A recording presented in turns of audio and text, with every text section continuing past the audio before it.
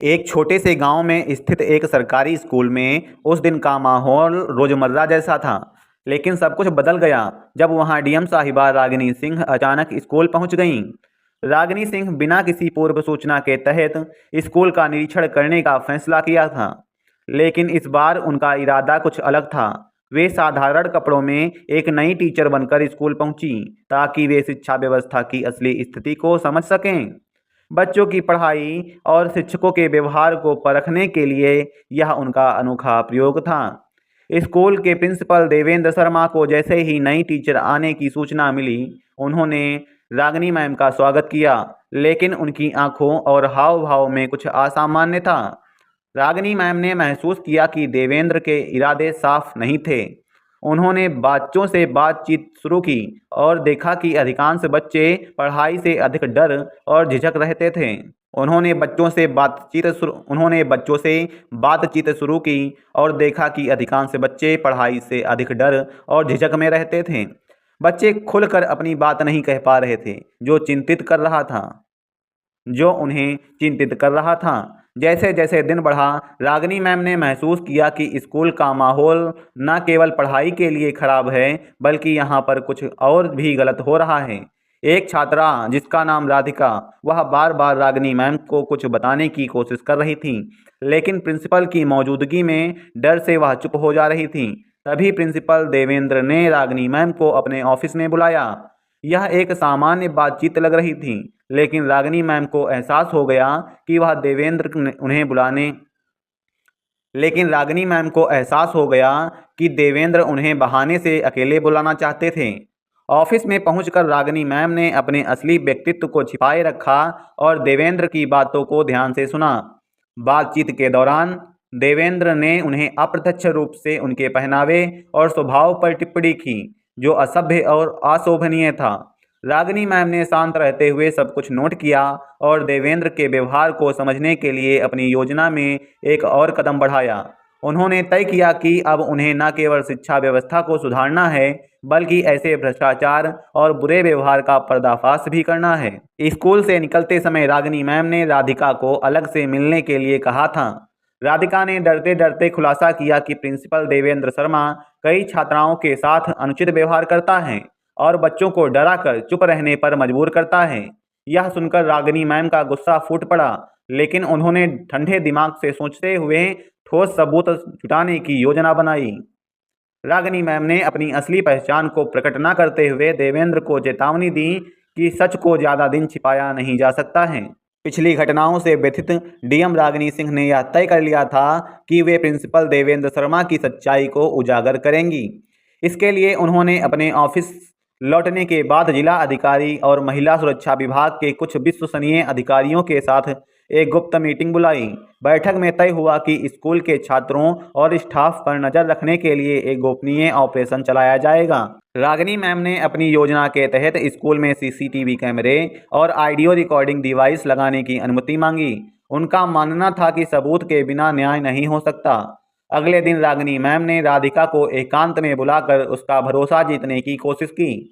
उन्होंने राधिका को समझाया कि अगर वह अपनी सच्चाई बताएगी तो न केवल उसे न्याय मिलेगा, बल्कि और भी कई बच्चों को इस शोषण से बचाया जा सकेगा। राधिका ने अपनी हिम्मत जुटा करके बताया कि प्रिंसिपल अक्सर छात्राओं को अपने ऑफिस में बुलाते हैं और उन्हें डराने धमकाने के साथ गलत इरादे रखते हैं। उसकी बात सुनकर रागिनी मैम का संकल्प और मजबूत हो गया। उन्होंने राधिका को भरोसा दिलाया कि अब उसे किसी और से डरने की जरूरत नहीं है। प्रिंसिपल देवेंद्र शर्मा को धीरे धीरे एहसास होने लगा कि स्कूल में कुछ तो गड़बड़ है। उन्होंने रागिनी मैम पर नजर रखने के लिए एक टीचर को नियुक्त किया ताकि उनकी गतिविधि की जानकारी उसे मिलती रहे। साथ ही देवेंद्र शर्मा ने स्कूल स्टाफ और बच्चों को धमकाना शुरू कर दिया कि अगर किसी ने उनके खिलाफ कुछ कहा तो उसका अंजाम बुरा होगा। लेकिन रागिनी मैम इन सब बातों से अनजान नहीं थी। उन्होंने समझ लिया कि प्रिंसिपल अब सतर्क हो चुके हैं। रागिनी मैम ने अपने अधिकारियों की मदद से स्कूल में गुप्त निगरानी शुरू की। स्टाफ रूम, प्रिंसिपल का ऑफिस, क्लासरूम के आसपास कैमरे लगाए गए। इसके अलावा रागिनी मैम ने स्कूल के बच्चों को शिक्षा के अधिकार और उनके अधिकारों के बारे में जानकारी देने के लिए एक विशेष सत्र आयोजित किया। इस दौरान उन्होंने बच्चों को यह भी बताया कि अगर कोई उनके साथ गलत व्यवहार करता है तो वे किसी तरह अपनी बात कह सकते हैं। यह सत्र बच्चों और शिक्षकों के लिए एक जागरूकता अभियान जैसा था। 3 दिन बाद गुप्त कैमरों से एक महत्वपूर्ण रिकॉर्डिंग मिली। इसमें प्रिंसिपल देवेंद्र शर्मा एक छात्रा को अपने ऑफिस में बुलाकर धमकाते हुए दिखाई दिए। उनकी आवाज और हाव भाव स्पष्ट रूप से उनकी नीयत को उजागर कर रहे थे। रागिनी मैम ने तुरंत रिकॉर्डिंग की जांच की और इसे अपने अधिकारियों के साथ साझा किया। उन्होंने तय किया कि अगला कदम देवेंद्र को रंगे हाथों पकड़ने का होगा। रागिनी मैम ने आखिरी बार देवेंद्र से मुलाकात की, जहां उन्होंने उनकी आंखों में देखकर कहा, जो छुपा हुआ है वह जल्द ही सामने आएगा। डीएम रागिनी सिंह ने देवेंद्र शर्मा को रंगे हाथों पकड़ने की योजना को अंतिम रूप दे दिया। उन्होंने अपनी टीम के अधिकारियों और पुलिस के साथ एक विस्तृत रणनीति बनाई। तय हुआ कि स्कूल में गुप्त रूप से तैनात एक महिला पुलिसकर्मी को छात्रा के वेश में भेजा जाएगा। इस महिला पुलिसकर्मी का काम होगा देवेंद्र के ऑफिस में जाकर उनकी हरकतों को कैमरे में कैद करना। रागिनी मैम ने यह सुनिश्चित कर लिया कि स्कूल के आसपास पुलिस तैनात रहे ताकि जरूरत पड़ने पर तुरंत कार्रवाई की जा सके। उधर प्रिंसिपल देवेंद्र शर्मा को यह एहसास हो गया था कि कोई उन पर नजर रख रहा है। उन्होंने अपने स्टाफ के कुछ वफादार सदस्यों को निर्देश दिया कि वे बच्चों और अन्य टीचरों को कड़ी निगरानी में रखें। देवेंद्र ने अपनी साजिशें तेज कर दी ताकि रागिनी मैम द्वारा बनाई गई योजनाओं को नाकाम किया जा सके। उन्होंने जानबूझकर राधिका जैसी छात्राओं को डराना धमकाना शुरू कर दिया ताकि वे चुप रहें। अगले दिन महिला पुलिसकर्मी छात्रा के वेश में स्कूल पहुंची। वह पहली बार स्कूल आने वाली नई छात्रा बनकर आई और प्रिंसिपल से मिली। उसकी मासूमियत और भोलेपन ने देवेंद्र को तुरंत आकर्षित कर लिया। देवेंद्र ने अपनी आदत के अनुसार उसे अपने ऑफिस में बुलाया। देवेंद्र ने अपनी आदत के अनुसार उसे अपने ऑफिस में बुलाने का फैसला किया। दूसरी तरफ रागिनी मैम और उनकी टीम ने गुप्त कैमरों के माध्यम से हर पल नजर रखनी शुरू कर दी थी। पूरा माहौल तनावपूर्ण था। जैसे ही महिला पुलिसकर्मी प्रिंसिपल के ऑफिस में पहुंची, देवेंद्र ने अपनी असली मंशा दिखानी शुरू कर दी। उसने बहाने से लड़की के करीब जाने की कोशिश की और उसे डराने की कोशिश की, लेकिन ठीक उसी समय रागिनी मैम और पुलिस टीम ने ऑफिस में प्रवेश किया और देवेंद्र शर्मा को रंगे हाथों पकड़ लिया। देवेंद्र शर्मा की घबराहट और चेहरे पर पसीने से सब कुछ बयां कर दिया। देवेंद्र शर्मा की घबराहट और चेहरे पर पड़े पसीने ने सब कुछ बयां कर दिया। रागिनी मैम ने दृढ़ता से कहा, अब तुम्हारा खेल खत्म हुआ। जो बच्चों का शोषण करता है उसके लिए कानून से भागने का कोई रास्ता नहीं है। प्रिंसिपल देवेंद्र की गिरफ्तारी स्कूल के प्रिंसिपल देवेंद्र की गिरफ्तारी के बाद स्कूल के बच्चों और स्टाफ में एक नई ऊर्जा देखने को मिली। राधिका और अन्य बच्चों ने धीरे धीरे अपनी सच्चाई बताने शुरू की। रागिनी मैम ने बच्चों को आश्वस्त दिलाया कि अब वे किसी से डरने रागिनी मैम ने बच्चों को आश्वस्त दिलाया, कहा कि अब उन्हें किसी से डरने डीएम रागिनी मैम ने बच्चों को आश्वस्त किया कि अब उन्हें किसी से डरने की जरूरत नहीं है। उन्होंने शिक्षा विभाग को भी आदेश दिया है कि स्कूल में एक नई और ईमानदार प्रबंधन टीम भेजी जाए। रागिनी मैम ने देवेंद्र को सलाखों के पीछे भेजते हुए सोचा, यह तो सिर्फ शुरुआत है, मुझे अभी ऐसे और भी कई सच उजागर करने हैं। डीएम रागिनी मैम ने देवेंद्र शर्मा की गिरफ्तारी के बाद उसे अदालत में पेश करने का फैसला किया। अदालत में दाखिल होते ही देवेंद्र शर्मा के चेहरे पर घबराहट साफ झलक पड़ रही थी। रागिनी मामले को मजबूती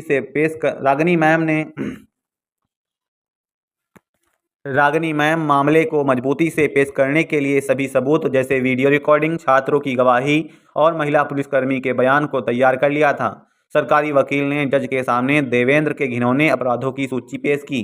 रागिनी ने जज को बताया कि यह सिर्फ एक व्यक्ति का अपराध नहीं है बल्कि पूरे सिस्टम पर एक धब्बा है। इसे साफ करना हमारी जिम्मेदारी है। जांच के दौरान रागिनी मैम और उनकी टीम ने यह पता लगाया कि देवेंद्र केवल इसी स्कूल में नहीं बल्कि पहले भी अन्य स्कूलों में पोस्टिंग के दौरान ऐसी हरकतें कर चुका है। कई बच्चों और उनके परिवारों ने शर्म और डर के कारण कभी शिकायत नहीं की।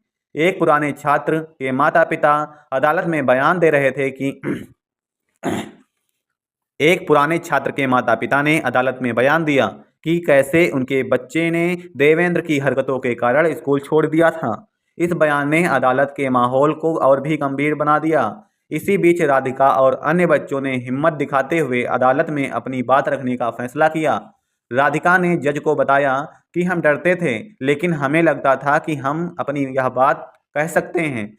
डीएम मैम ने हमें सिखाया कि सच के लिए लड़ना जरूरी है। बच्चों की सच्ची गवाही ने देवेंद्र शर्मा की सच्चाई को सबके सामने ला दिया।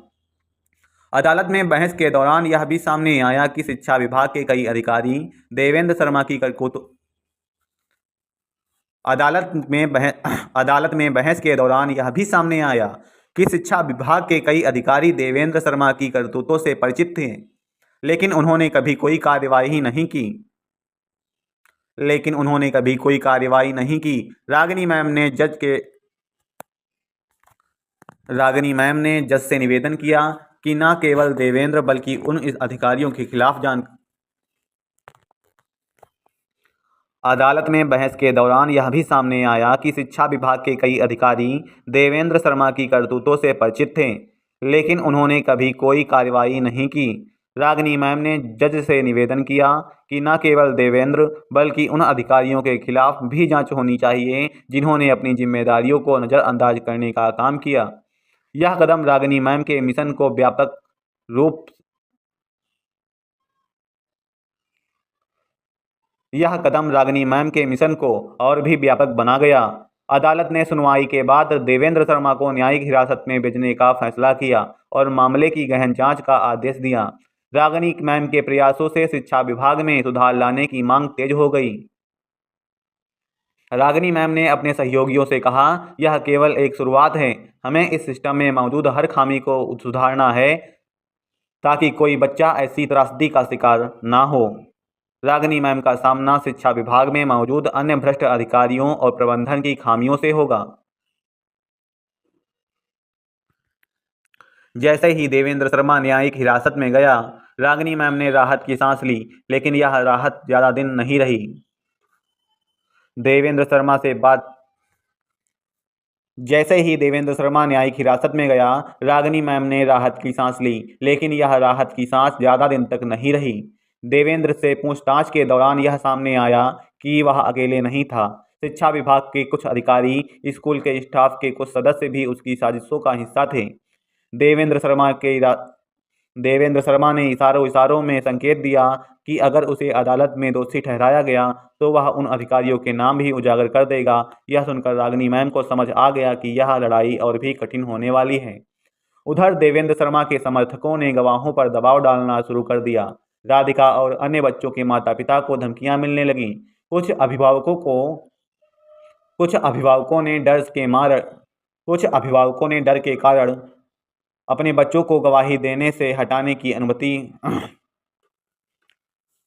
कुछ अभिभावकों ने डर के कारण अपने बच्चों को गवाही से हटाने की बात कही। रागिनी मैम ने स्थिति को संभालने के लिए एक बैठक बुलाई, जिसमें उन्होंने सभी गवाहों को भरोसा दिलाया कि प्रशासन उनकी सुरक्षा के लिए हर संभव कदम उठाएगा। उन्होंने कहा, अगर आप डरकर पीछे हट गए तो अपराधी फिर से हावी हो जाएंगे, लेकिन अगर आप भी साथ देंगे तो हम अपनी नई मिसाल कायम करेंगे। रागिनी मैम और उनकी टीम ने शिक्षा विभाग की गहन जांच शुरू की। इस दौरान यह पता चला कि देवेंद्र ने अधिकारियों को रिश्वत देकर कई सालों तक अपने अपराधों को छिपाया था। उसने फर्जी डिग्रियों के आधार पर प्रमोशन भी हासिल किया था। एक गुप्त दस्तावेज सामने आया जिसमें साफ लिखा था कि देवेंद्र की शिकायतें पहले भी हुई थीं, लेकिन उन्हें जानबूझकर दबा दिया गया। रागिनी मैम ने इस मामले को सीधे राज्य मंत्री तक पहुंचाया। रागिनी मैम ने इस मामले को सीधे राज्य शिक्षा मंत्री तक पहुंचाया। इस केस ने मीडिया का ध्यान आकर्षित कर लिया। न्यूज़ चैनलों और अखबारों में देवेंद्र शर्मा और शिक्षा विभाग की खामियों को लेकर बहस छिड़ गई। यह दबाव सरकार पर पड़ने लगा, जिसे रागिनी मैम को अपनी कार्रवाई में और समर्थन मिला। मीडिया ने रागिनी मैम के प्रयासों की सराहना करते हुए इस मुद्दे को बच्चों के अधिकारों के लिए लड़ाई नाम दिया। जांच के दौरान एक और चौंकाने वाला खुलासा हुआ। स्कूल के पुराने चपरासी ने बताया कि देवेंद्र के ऑफिस में अक्सर बंद दरवाजों के पीछे कुछ संदिग्ध काम होते थे। उसने यह भी देखा कि देवेंद्र के पास कई बच्चों की तस्वीर और दस्तावेज थे जिनका वह ब्लैकमेलिंग के लिए इस्तेमाल करता था। इस रहस्य उद्घाटन ने मामले को और भी गंभीर बना दिया। रागिनी मैम ने तुरंत इन सबूतों को जब्त कर लिया और मामले को साइबर क्राइम डिपार्टमेंट को सौंप दिया। डीएम रागिनी सिंह ने देवेंद्र शर्मा के गुनाहों के खिलाफ सारे सबूत जुटा लिए थे। साइबर क्राइम डिपार्टमेंट ने देवेंद्र शर्मा के लैपटॉप और मोबाइल से कई ऐसे वीडियो और दस्तावेज बरामद किए जो यह साबित करते थे कि वह बच्चों का शोषण कर रहा था और अपने प्रभाव का इस्तेमाल करके दूसरों को धमका रहा था। सबसे चौंकाने वाला सबूत यह था कि उसने इन सबूतों को अपने समर्थकों कि उसने इन सबूतों को अपने कई संपर्कों के साथ साझा किया था, जिससे यह साबित हुआ कि एक बड़ा नेटवर्क चला रहा था जिससे यह साबित होता है कि वह एक बड़ा नेटवर्क चला रहा था। रागिनी मैम ने यह जानकारी अदालत में पेश करने के लिए तैयार की। अदालत में यह मामला अपने अंतिम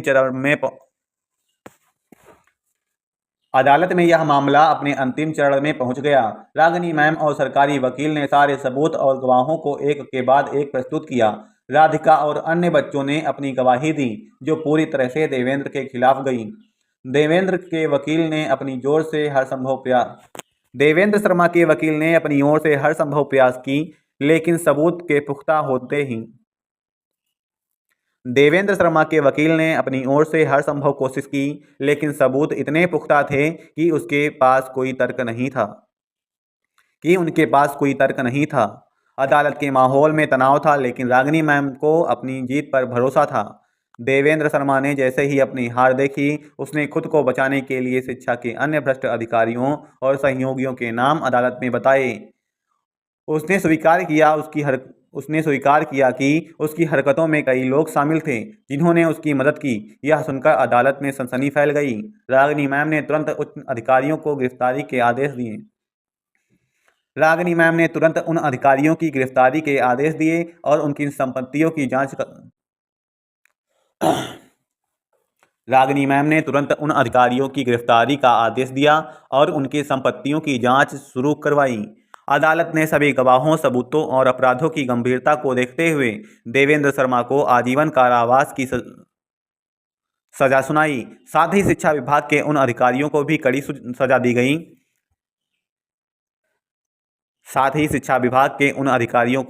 सजा दी गई जिन्होंने अपनी जिम्मेदारी को निभाने के बजाय अपराधी का साथ दिया। अदालत ने यह भी आदेश दिया कि सभी पीड़ित बच्चों और उनके परिवारों को उचित मुआवजा दिया जाए। इस घटना के बाद रागिनी मैम ने शिक्षा विभाग में व्यापक सुधारों की शुरुआत की। उन्होंने सुनिश्चित किया कि हर स्कूल में गुप्त निगरानी व्यवस्था हो और शिक्षकों की नियुक्ति में पारदर्शिता लाई जाए। उन्होंने बच्चों और इस घटना के बाद रागिनी मैम ने शिक्षा विभाग में व्यापक सुधारों की शुरुआत की। उन्होंने सुनिश्चित किया कि हर स्कूल में गुप्त निगरानी व्यवस्था हो और शिक्षकों की नियुक्ति में पारदर्शिता लाई जाए।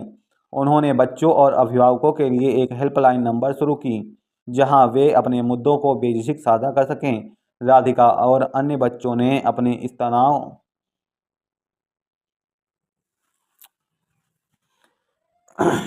इस घटना के बाद रागिनी मैम ने शिक्षा विभाग में व्यापक सुधारों की शुरुआत की। उन्होंने सुनिश्चित किया कि हर स्कूल में गुप्त निगरानी व्यवस्था हो, शिक्षकों की नियुक्ति में पारदर्शिता लाई जाए। उन्होंने बच्चों और अभिभावकों के लिए हेल्पलाइन नंबर शुरू किया, जहां वे अपने मुद्दों को बेझिझक साझा कर सकें। राधिका और अन्य बच्चों ने भी इस बदलाव को महसूस किया और एक नई शुरुआत की ओर बढ़ गए। जब रागिनी मैम अपनी ऑफिस में बैठी होती थी तो